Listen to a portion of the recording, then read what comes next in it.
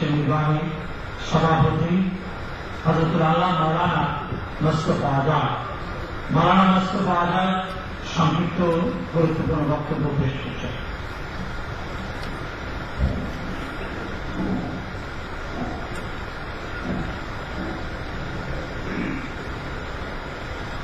আলহামদুলিল্লাহ ওয়া কাফা ওয়া সালামুন আলা ইবাদিহিল্লাযিনা ইসতাফা আম্মা বা'দ। قال النبي صلى الله عليه وسلم العلماء ورثة الأنبياء وإن الأنبياء لم يورثوا دينارا ولا درهما إنما ورثوا العلم فمن أخذه أخذ بحظ وافر।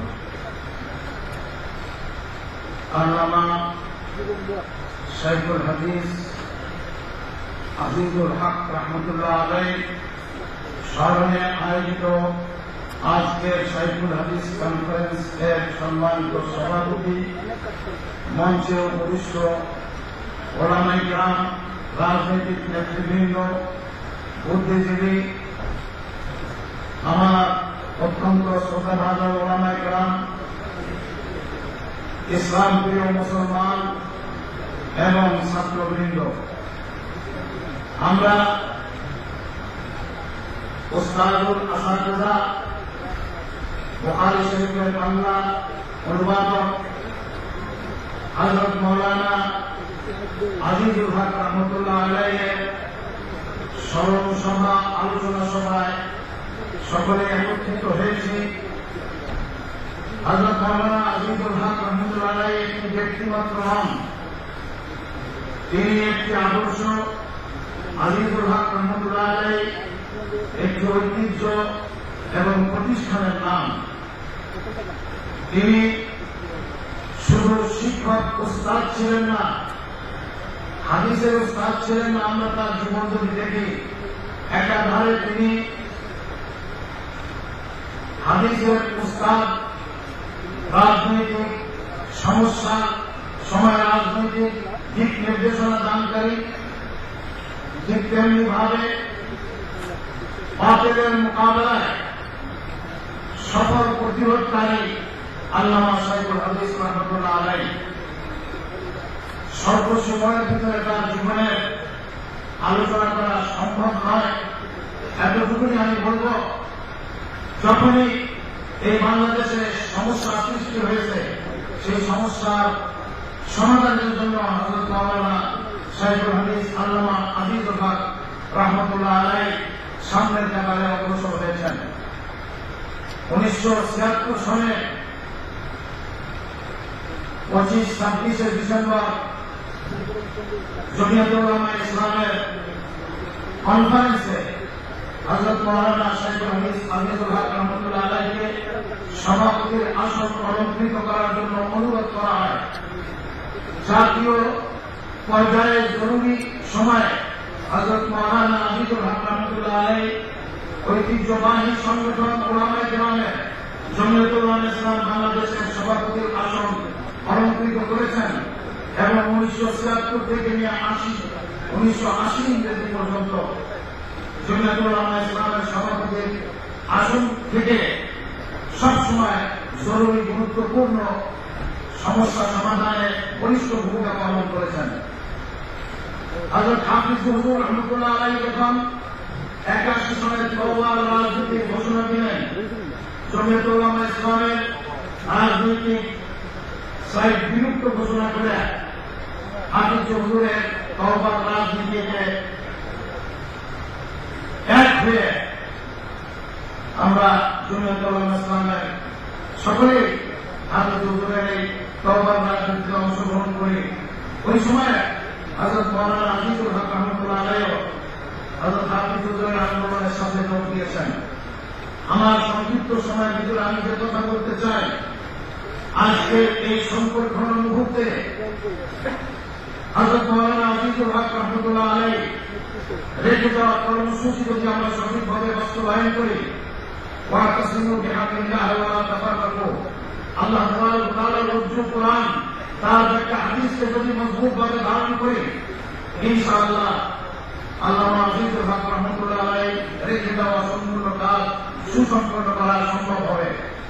আমি আমার বক্তব্যের শেষ লগ্নে যে কথা আলোচনা করতে চাই সেটা হল হযরত মাওলানা আজিজুল হক রহমতুল্লাহ আলাইহির শোক সন্তপ্ত পরিবার পরিজন, তার ভক্ত অনুরক্ত, তার আশিক যারা আমরা আছি, মহান আল্লাহ পাকের দরবারে আবেদন করি আল্লামা আজিজুল হক রহমতুল্লাহ আলাইহিকে জান্নাতের উচ্চ মাকামে নসিব করুন এবং শোক সন্তপ্ত পরিবার পরিজন, ভক্ত অনুরক্ত, তার অনুসারীদেরকে তার নীতি আদর্শ বাস্তবায়নের জন্য জীবনের প্রতিটি ক্ষেত্রে সঠিকভাবে সংগ্রাম মুখর কর্মসূচি ঘোষণা করে সামনে অগ্রসর হওয়ার তৌফিক দান করুন। আলহামদুলিল্লাহ রাব্বিল আলামিন।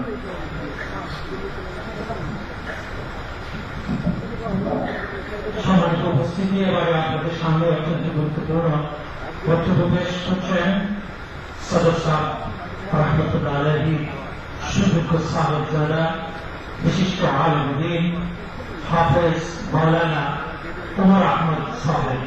হাফেজ মাওলানা উমর আহমদ সাহেব এবার এই সংক্ষিপ্ত বক্তব্য পেশ করছেন।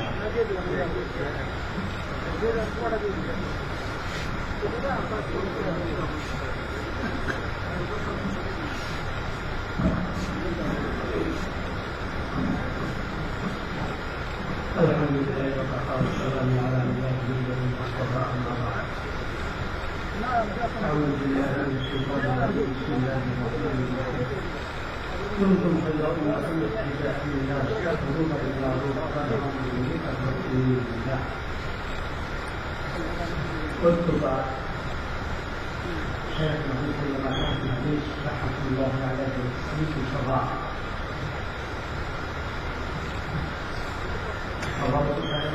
উপস্থিত বেশি বেশি বাবাইকেরাম, জ্ঞানীগুণ এবং সাহেবের রক্তবিন্দু অনুরক্ত অনুবাদী আশেকিন মুহিদ্দিন,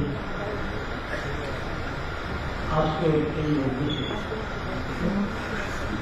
শেখুল হাদিস একটা নাম, একটা আদর্শ, একটা ইতিহাস, একটা চেতনা, তাকে হারিয়ে আজ আমরা মুরব্বীরা এটি সবাই একত্রিত হয়েছি। কিভাবে এই এটিদের সঙ্গে পথ কিভাবে চলতে পারি তারই একটা কর্মসূচি গ্রহণ করা। বাংলার জমিনে অবিভক্ত বাংলায় একসময় প্রিন্সিপাল বলতে গেলে একমাত্র প্রিন্সিপাল ইব্রাহিম হাসান সাহেবকে বোঝান। প্রিন্সিপাল বলতে বাংলার জমি শেখুল হাদিস সাহেব বলতে একমাত্র আল্লামা আজিজুল হক সাহেব রহমতুল্লাহ আলাইহি বোঝান। তিনি এতদূর পর্যন্ত আসার মৌলিক দুইটা তিনটা কারণ। তার একটা কারণ জীবনের প্রথম থেকে নিয়ে তিনি যে নিয়মটা পালন করছেন সেইটা হল নিয়মানুবর্তিতায় তিনি করছিলেন, নিয়মের ব্যতিক্রম তিনি করেন। দ্বিতীয়ত জীবনের প্রথম থেকে তিনি মুরব্বী মেনে চলছেন। এই মুরব্বী মানার এই গুণ তার ভিতরে, আর নিয়মানুবর্তিতার এই গুণ তাকে এই উচ্চ শিখর পর্যন্ত আনতে সাহায্য করে। আর তার জীবন থেকে এইটা আমাদের সবচেয়ে বড় শিক্ষণীয় বিষয়। আর সামনের অবস্থা এই, দুশ্মন তো আসেই ইসলামে, তারা আমরা যখন সজাগ তার তো অতি বেশি সজাগ চতুর্থা। আমরা একজন মুরব্বী হারা অবস্থায় আমরা মুসলমান ভেঙে পড়ার অবস্থা, দুশ্মনটা কিন্তু এই অবস্থায় আমাদের সব কিছু পর্যবেক্ষণ করতেছে যে একজন মুরব্বী হারা হয়ে যাওয়ার পরে মুসলিম মিল্লাতের অবস্থা কি দাঁড়ায়। এই জন্যই গত শতাব্দীতে এই ধরনের মুরব্বী থাকা অবস্থার উপরে ইসলামের বিরুদ্ধে দুশ্মনরা যত যা কিছু করেছে, মুরব্বীরা এমন ভাবে আমাদের পক্ষে দিয়েছে যে আমরা সত্যার হওয়ার কারণে সমস্ত দুশ্মনরা তাদের আওয়াজ সরকারে শুনতে হবে। আজ এই শতাব্দীর শুরু থেকে এই শুরু লগ্নে তারা আমাদের মুরব্বী হারা অবস্থায় এই তিনদের প্রতি লক্ষ্য করে তারা দেখতেছে যে এরা যে সজাগ নাইলে মুরব্বীর সাথে একত্রিত হয়ে গেছে। এই জন্য দুশ্মনরা আমাদের রসুলের উপরে, সাহাবাদের উপরে, আমাদের মুরব্বীর উপরে বিভিন্নভাবে আক্রমণ চালায়। দেখতেছে এরা কি সজীব আছে, সজাগ আছে, নাকি ওই সাথে মৃত হয়ে। এই কথাই আজ এই মুরব্বীরা এই অবস্থায় আমাদের জাগ্রত কণ্ঠে বলতে হবে যে আমরা মুরব্বীর দেহ হারাইছি, কিন্তু মুরব্বীর কর্মপ্রেরণা থেকে আমরা বিমুক্ত হই। কর্মপ্রোগ্রাম রেখেছেন, সেই কর্মপ্রোগ্রামকে আমরা বাস্তবায়ন করার জন্য আপনারা জীবন কম করে ইনশাআল্লাহ এই কর্মক্ষেত্রে ধাপাই করতে আমরা রাজি আছি। যদি এই হয় তাহলে তিনি নন, কেন পূর্ববর্তী আমাদের যত মুরব্বীরা এই গ্রামগুলিতে চলে গেছে প্রত্যেকে আমাদের প্রতি সজাগ থাকবে এবং আমরা তাদের রোহানি দোয়া পাইতে থাকবো। আর যদি আমরা মুরব্বী হারা হয়ে মনে করি যে আমরা এতেও হয়ে গেছি, আমাদের সব কিছু শেষ হয়ে গেছে, তাহলে কিন্তু আমরা বড় বিপদে পড়ে যাবো। এই জন্য আজ দেখেন দুশ্মনরা বাহিনীর দুশ্মন যেমন করতেছে, তাদের উস্কানিতে আমাদের দেশের ভিতরে আল্লাহ শুরু করে নানান কটুবাক্য বলবার তারা দুঃসাহস পাইতেছে। এই দুঃসাহসকারীদের দাঁত ভাঙা দেওয়া ইনশাআল্লাহ সেরকম হাদিসে কর্মপ্রণা এবং কর্মপ্রোগ্রাম দিয়ে দাঁত ভাঙা দেওয়া কিন্তু হবে না। এই সময় আমাদের এই শতাব্দী আমরা গ্রহণ করবো। মুসলিম মিল্লাতকে আল্লাহ তাআলা বলেছেন সারা দুনিয়ার মানুষকে তাদেরকে মানবতার জীবন গ্রহণ করার জন্য দাওয়াত দেওয়ার জন্য তিনি রেখে গেছেন। আমাদের ফেব্রুয়ারিতে সেই পথে নিয়েছে এবং সেই পথে অনুপ্রেরণা নিয়ে ইনশাআল্লাহ আমরা সামনের পথ চলতে থাকবো। আপনারা রাজি আছেন কিনা বলেন? আল্লাহ আমাদের তৌফিক দান করেন। অনেকে যেটা আলোচনা করবেন তারা কর্মজীবনে জাতি আমরা পাই, সমস্ত জায়গায় আমরা আলোচনা শুরু রাখবো। আমাদের মুরব্বীদেরকে যদি হারায় ফেলি তাহলে আদর্শ থেকে আমরা বিচ্যুত হবো। আর মুরব্বীদের জীবন উপার্জনা করতে থাকি, ইনশাআল্লাহ আমরা এই দুশ্মন আশপাশে আমি বড় সাহেব দাদাকে আজ তারা বন্দী করে রাখছে, সেই সাথে আরো আমাদেরকে তারা টার্গেট করে রাখছে। এই সমস্ত অবস্থায় দেশে চলতে দেওয়া যাবে না।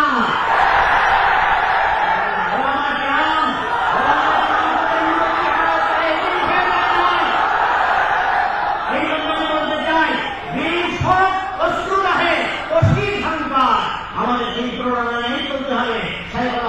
আমাদেরকে এই প্রোগ্রাম দিয়েই তিনি বিদায় হয়ে গেছে, তার দেহ চলে গেছে, তার কর্মপ্রোগ্রাম আমাদের মধ্যে সংযুক্ত আছে। আমরা সেই কর্মপ্রোগ্রাম নিয়েই আগে বাড়ার শপথ করতেছি। আল্লাহ আমাদের তৌফিক দান করে। আল্লাহ তাআলা সাহেবকে জান্নাতে উঁচু মাকাম দান করেন বলে আমিন। আলহামদুলিল্লাহ রাব্বিল আলামিন।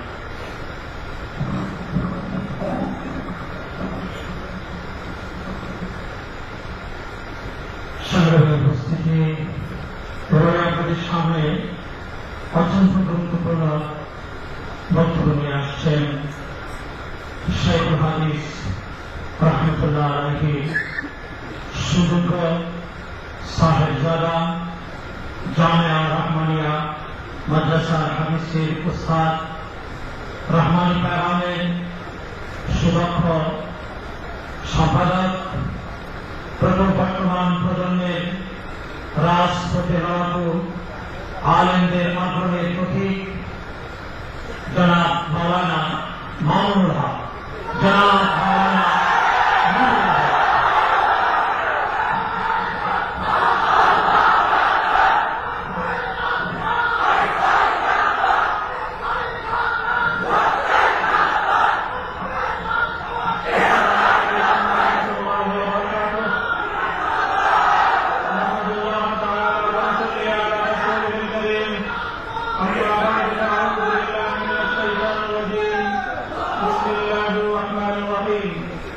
وما محمد إلا رسول قد خلت من قبله الرسل أفإن مات أو قتل انقلبتم على أعقابكم صدق الله العظيم।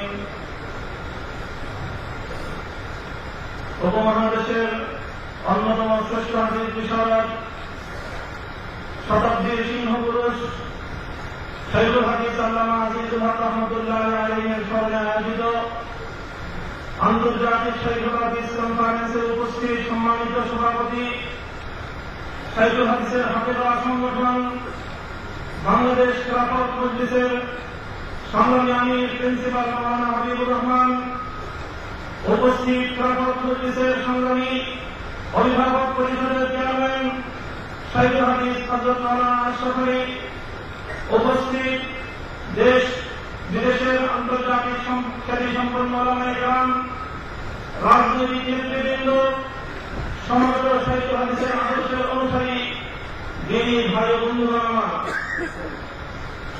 আজকে জাতীয় ও আন্তর্জাতিক পর্যায়ের ব্যক্তিবর্গ এই সম্মেলনে, এই কনফারেন্সে উপস্থিত, বক্তব্য সুদীর্ঘ করার সুযোগ নেই, প্রয়োজন নেই।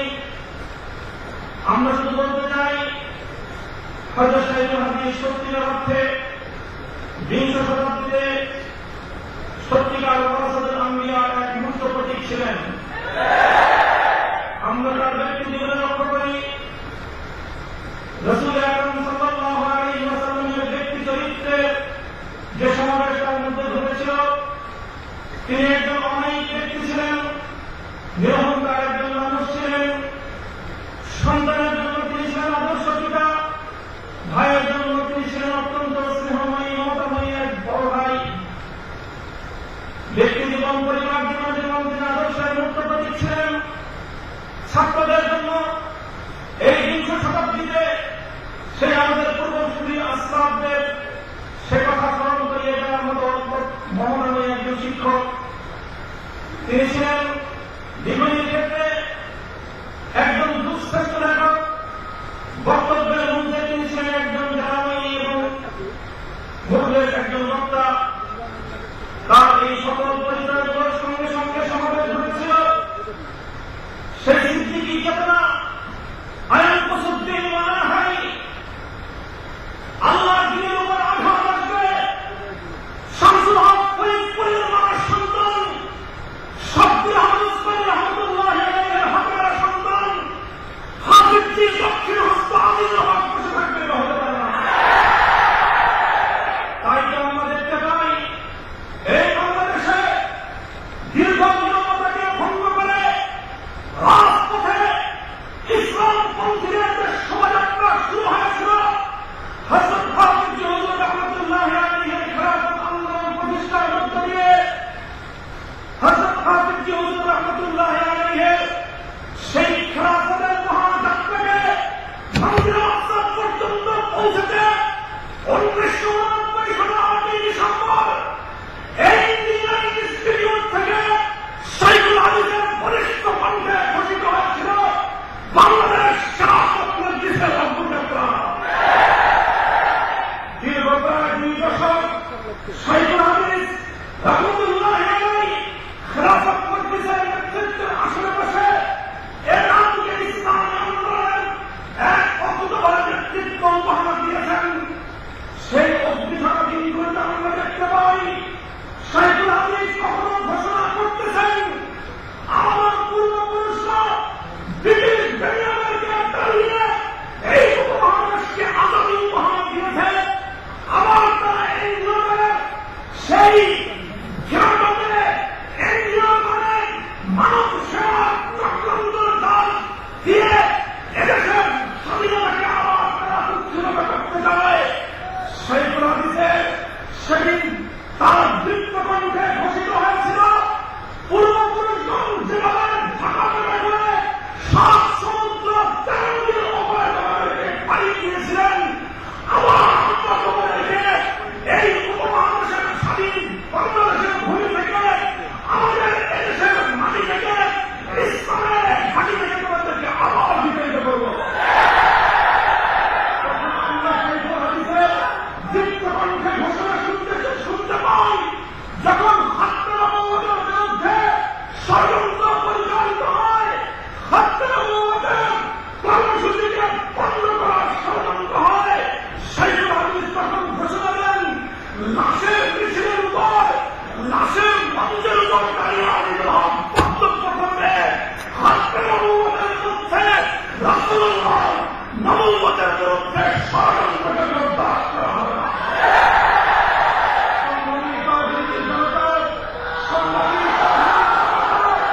শাইখুল হাদিসের সংগ্রাম বন্ধ হয় নাই, শাইখুল হাদিসের সংগ্রাম শেষ হয় নাই। সর্বশেষ আহ্বান জানাতে চাই, শাইখুল হাদিস ইসলামী রাজনীতির মাধ্যমে যেই দিবাগত ধারার তিনি যাত্রা আপনারা শুরু করেছেন, শাইখুল হাদিস রাজনীতি করেছেন, প্রচলিত রাজনীতির দামাদারে ভাসিয়ে আনবেন। মনে রাখতে হবে, যারা আজকে শাইখুল হাদিসের কথা বলে আমরা রাজনৈতিক মানুষ অংশগ্রহণ করতেছি, আমাদেরকে রাষ্ট্রদের সেই অসভ্য রাজনীতির কালচারে তা ভাসিয়ে দেওয়া চলবে না। বাংলার মাটিতে শাইখুল হাদিস বাস্তবায়ন করেছিলেন, খেলাফত মজলিসের নেতৃত্বে বাংলার মাটিতে সোনার মদিনা সোনার খেলাফতকে বাস্তবায়ন করার জন্য শাইখুল হাদিসের মিছিলকে গন্তব্যে পৌঁছাতে জান বাজি রাখতে তারা কারা প্রস্তুত।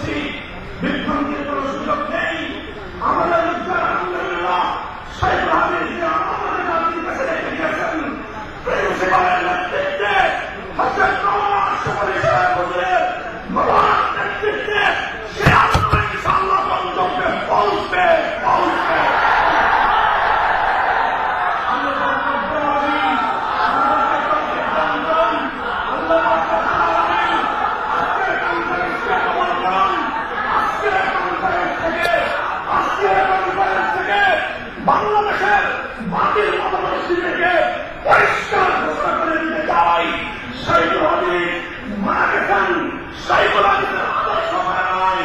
জীবন থেকে আজকে শাইখুল হাদিস আদালতে শক্তিশালী হয়ে একাকী মানুষ করে আসন গ্রহণ করেছেন, একাকী বিজয়ে আসন গ্রহণ করেছেন, জাতির বিজয়ে সিংহাসনে বসে এই শাইখুল হাদিসের নেতৃত্বে বাংলাদেশের খেলাফত কায়েম হবে ইনশাআল্লাহ।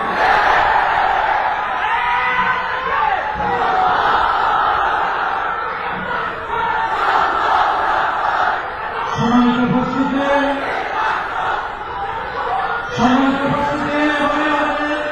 সামনে অত্যন্ত গুরুত্বপূর্ণ বক্তব্য রাখবেন।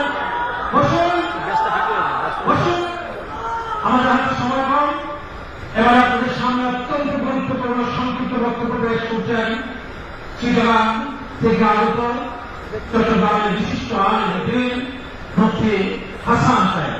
মুফতি হাসান সাহেব সংক্ষিপ্ত বক্তব্য পেশ করছেন।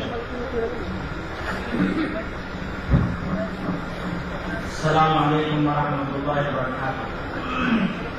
শাইখুল হাদিস আল্লামা আজিজুল হক রাহমাতুল্লাহ আলাইহি আন্তর্জাতিক কনফারেন্সের আয়োজিত আজকের এই মহতী স্মরণ সভার সম্মানিত সভাপতি, মঞ্চ উপবিষ্ট বাংলাদেশের শীর্ষ উলামায়ে কেরাম এবং রাজনৈতিক ব্যক্তিবর্গ এবং সাংবাদিক ভাইয়েরা এবং উলামায়ে কেরামরা, আমরা জানি শাইখুল হাদিস রাহমাতুল্লাহ আলাইহি দুনিয়া থেকে চলে গেছে। ওনার আদর্শ আমাদের সামনে ছিল। ওনার একটা কথা আমি বলতে চাই, मौलाना सैयद আব্দুল মজিদ নদী সাহেবের ভাষায় ये बुढ़ा नौजवान है। উনি ছিলেন বৃদ্ধ, কিন্তু যখন বক্তৃতা দিত মানুষ বুঝতে পারত না উনি ৮০-৯০ বছরের বৃদ্ধ ছিলেন। উনি যখন ছিলেন বৃদ্ধ কিন্তু প্রোগ্রাম করতেন উনি যুবকদের মতো, তাদের পর রাত দিনের পর দিন বিরামহীন ভাবে। আল্লাহ পাক রব্বুল ইজ্জত শাইখুল হাদিস রাহমাতুল্লাহ আলাইহি আদর্শকে আগিয়ে ধরে এই দেশের মধ্যে ইসলামী খেলাফত কায়েম করার তৌফিক আমাদেরকে দান করুক। ওয়া মা আলাইনা ইল্লাল বালাগ।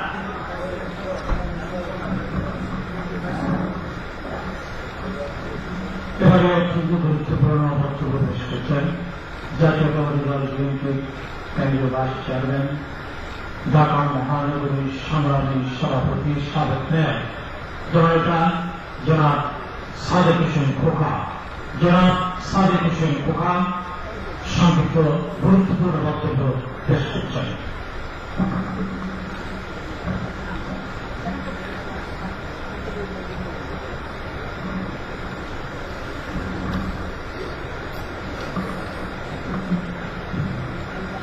বিসমুল্লাহির রহমানির রহিম। আন্তর্জাতিক সাইকুল হাদিস কনফারেন্সে আজকে মাননীয় সভাপতি, এখানে উপস্থিত আলেম ওলামাগণ, আমার শ্রদ্ধেয় ব্যক্তিবর্গ,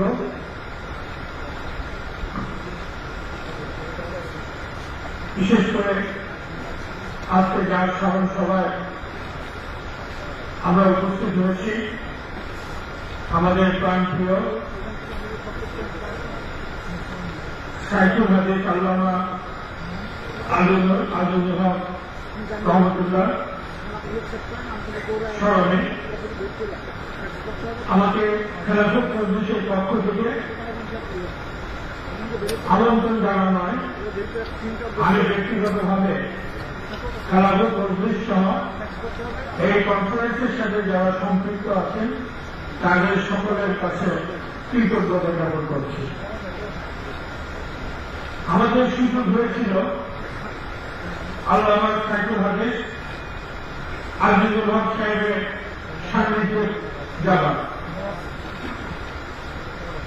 তার সান্নিধ্যে না গেলে এটা আমার অজানাই থেকে যেত। এত বড় একজন আলেম, এত বড় একজন ইসলামী চিন্তাবিদ, এত বড় একজন ইসলাম প্রচারের একজন গুরুত্বপূর্ণ ব্যক্তিত্ব, তার ব্যক্তিগত জীবন, তার কথাবার্তা, তার মধ্যে একটা সরলতা, এটা তার সান্নিধ্যে না আসলে এটা কেউ বুঝতে পারবে না। তিনি মানুষ হিসেবে, ব্যক্তি হিসেবে একেবারে সাধারণ দিন জীবনযাপন শুরু করতেন না।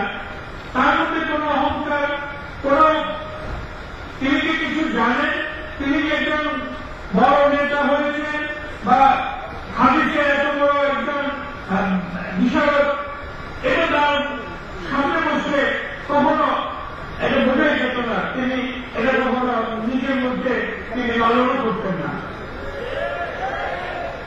এরকম একজন ব্যক্তি আজকে আমি আরো অত্যন্ত আবির্ভূত হয়েছি এবং অনুপ্রাণিত হয়েছি যে তার মৃত্যুর পরে, তিনি চলে যাওয়ার পরেও তার এত অনুসারীদের সংখ্যা, এবং তিনি এই অনুসারীদের মাধ্যমে এবং আমাদের সকলের মাধ্যমে তার যে আদর্শ, তার যে চিন্তা ভাবনা, সেগুলো আমরা এই সমাজে, এই রাষ্ট্রে প্রতিষ্ঠা করার জন্য চেষ্টা করব। এটাই আজকের এই কনফারেন্সে আমাদের সকলের প্রতিজ্ঞা হোক, সংকল্প হোক।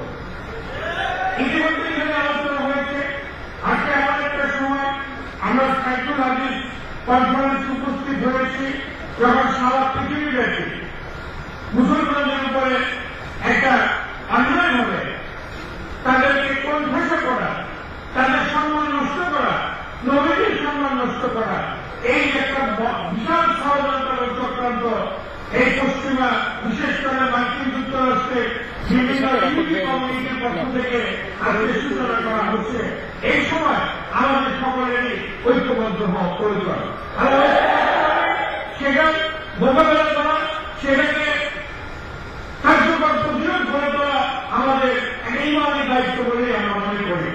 এবং এই দায়িত্ব পালন করার ক্ষেত্রে সাইকুল হাদিস সাহেবের প্রতিষ্ঠিত বাংলাদেশ খেলাফত মজলিস নিশ্চয়ই গুরুত্বপূর্ণ অবদান রাখবে এবং নেতৃত্বে থাকবে।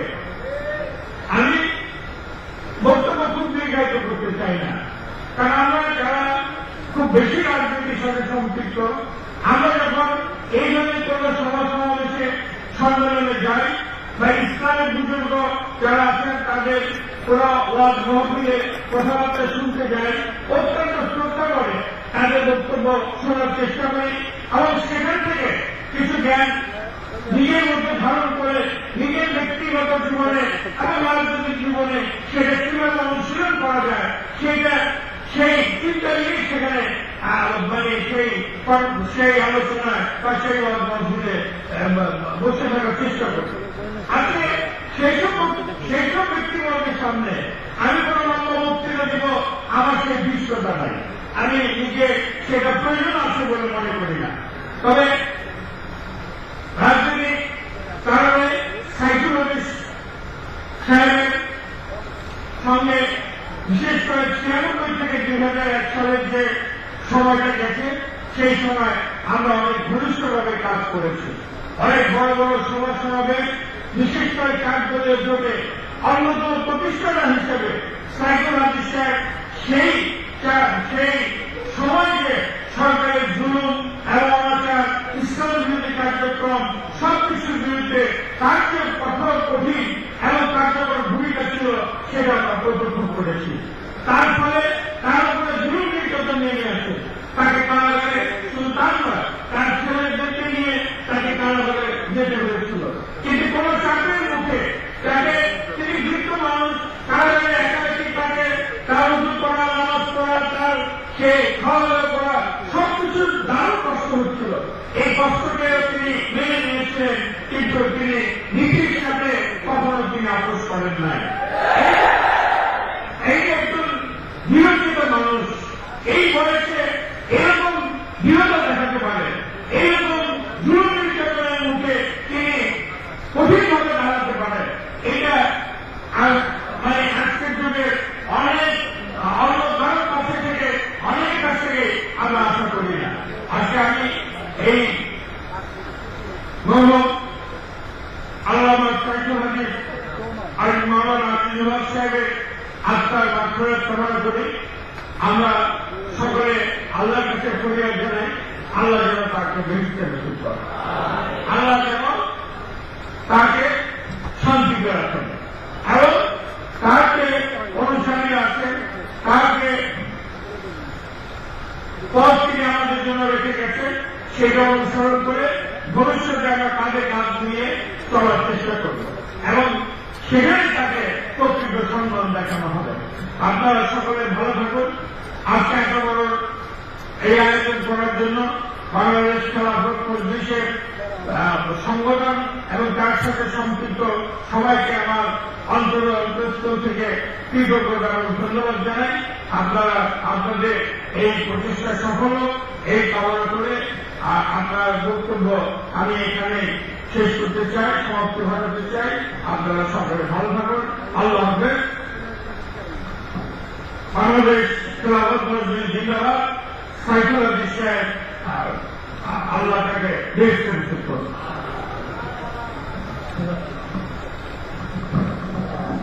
সম্মানিত উপস্থিতি, আপনারা জানেন আমাদের আজকের এই প্রোগ্রাম আন্তর্জাতিক পর্যায়ে সাইকুল হাদিস কনফারেন্স প্রোগ্রাম।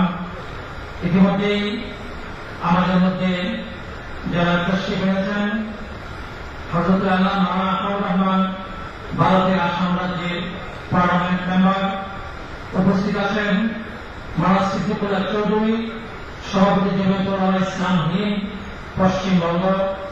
আরো উপস্থিত আছেন হযরত আল্লাহ মাওলানা মুফতি নাঈম সাহেব, মুহতামিম জামিয়া বিনুরি টাউন, করাচি, পাকিস্তান। উপস্থিত আছেন হযরত আল্লাহ মাওলানা মুফতি ইসমাইল সাহেব, করাচি, পাকিস্তান। আমাদের হাতে সময় অত্যন্ত কম, সালাতুল মাগরিব খুব ঘনিয়ে আসছে।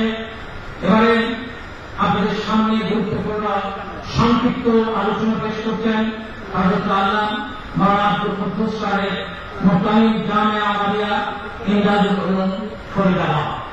জনাব মাওলানা আব্দুল কুদ্দুস সাহেব।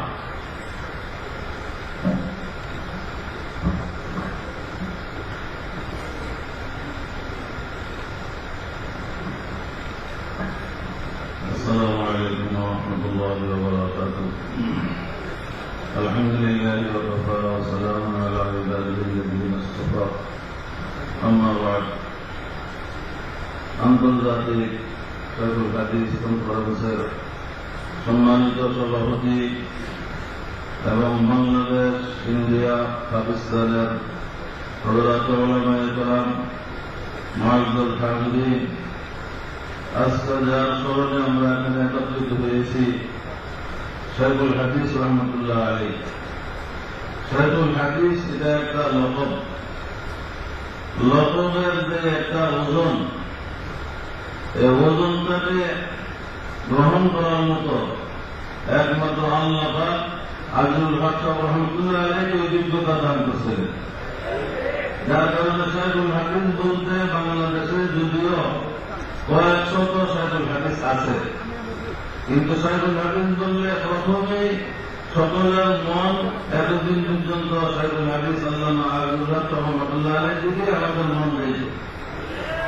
যেরকম হিন্দুস্তানের শাইখুল হাদিস জাকারিয়া রহমতুল্লাহ আলাইহি শাইখুল হাদিস বলতে অনেকে বুঝত, বাংলাদেশের ওলামায়ে কেরাম এমনকি সাধারণ মানুষও শাইখুল হাদিস বলতে আল্লামা আব্দুল হক রহমতুল্লাহ আলাইহি বুঝতেন। তার মধ্যে এমন কতগুলো গুণ যে তালিম, তাসমিহ এবং বয়ান, ওয়াজ এবং সিয়াসত আল্লাহ সবগুলোর জামিয়ত ওনার মধ্যে দান করছিলেন। যে সমস্ত আমল করে গেছেন, আমাদের জন্য যে আদর্শ রেখে গেছেন, আল্লাহ আপনার আমলগুলো মঞ্জুর করে নেন এবং আমাদেরকে ওনার আদর্শ মতো চলার তৌফিক দান করেন।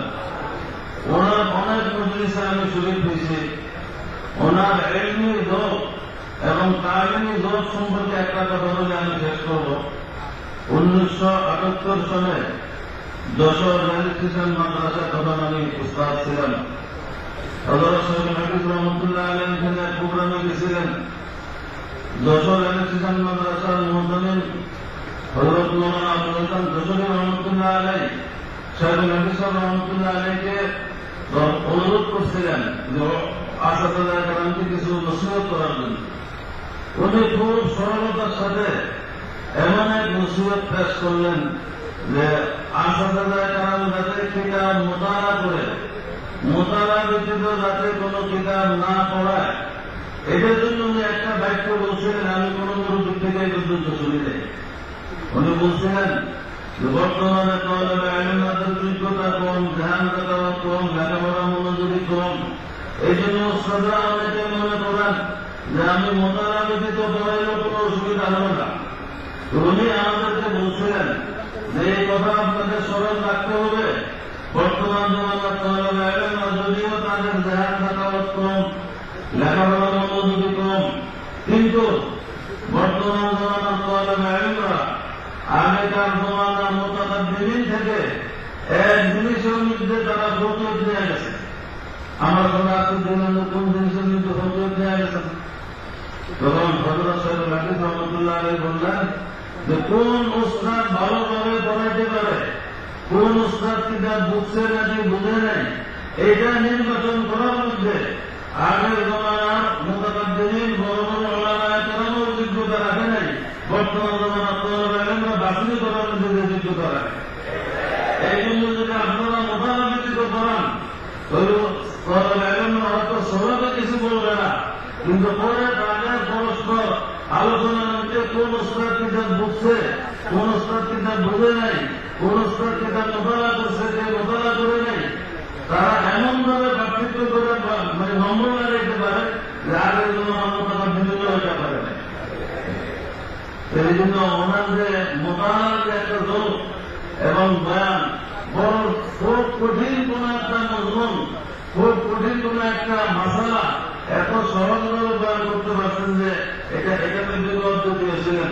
আল্লাহ আপনার সকল আমলগুলো কবুল মঞ্জুর করেন এবং ওনার আদর্শ মোতাবেক আমাদেরকে চলার তৌফিক দান করেন, ওনাকে জান্নাতুল ফেরদৌস নসিব করেন।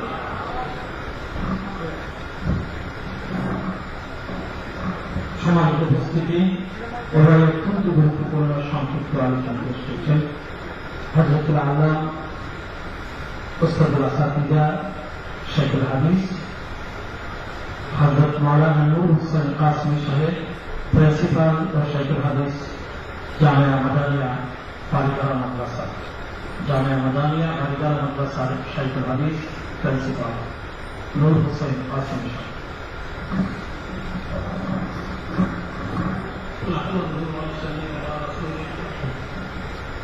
আজকে আন্তর্জাতিক সিনিয়রের সম্মানিত সভাপতি উপস্থিত হযরত ওলামায়ে কেরাম, মুআজ্জাজ হাজিরিন, হযরত শাইখুল হাদিস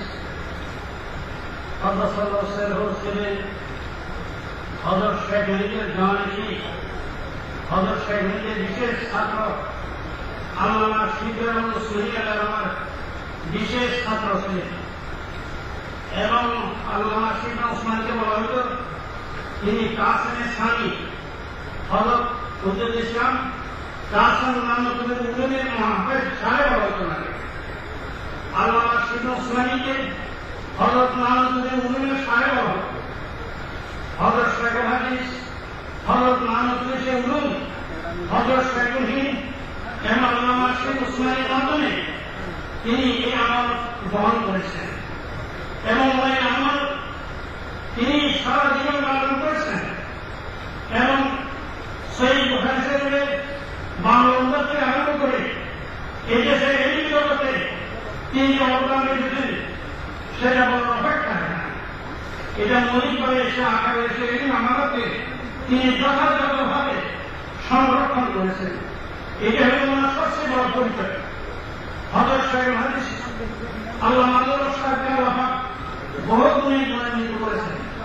তিনি একদিকে শেখুল হাদিস ছিলেন, অপরদিকে লেখক ছিলেন, অপরদিকে তিনি রাজনীতিবিদ ছিলেন, সমাজ সংস্কার ছিলেন, বহু কিছু ছিলেন, কিন্তু ওনার মধ্যে টাকা লেখ মাত্র ছিল না।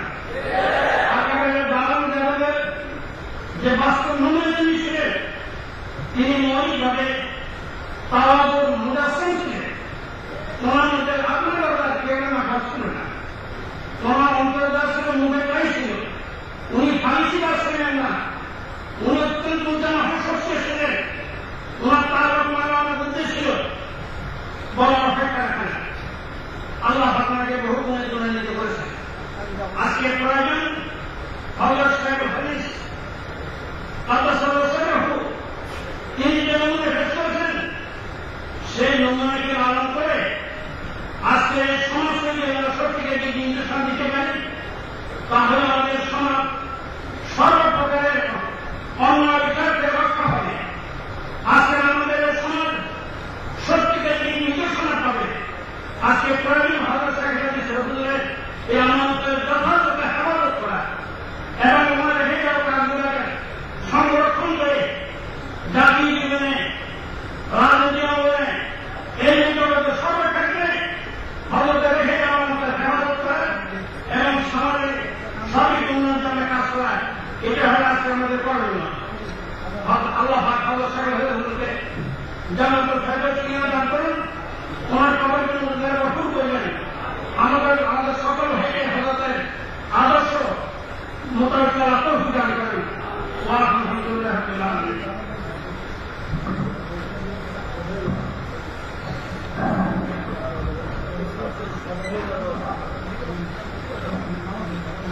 সম্মানিত উপস্থিতি, সালাতুল মাগরিবের আযান হচ্ছে।